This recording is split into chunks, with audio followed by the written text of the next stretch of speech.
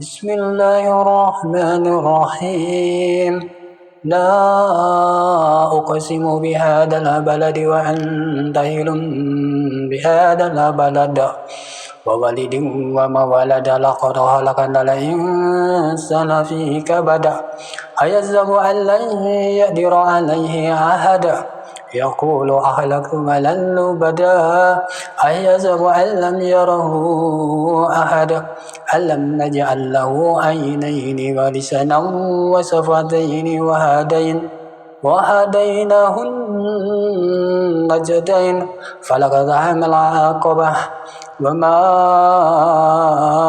أدرك ما العقبة فك رقبة أو إطعام في يوم ذي مسغبة يتيما ذا مخربة أو مسكينا ذا متربة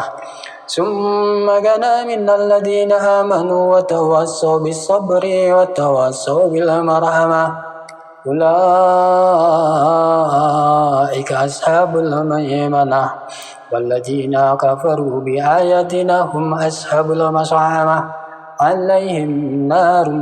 مؤصدة صدق الله العظيم سبحانك اللهم وبحمدك لا إله إلا أنت أستغفرك وأتوب إليك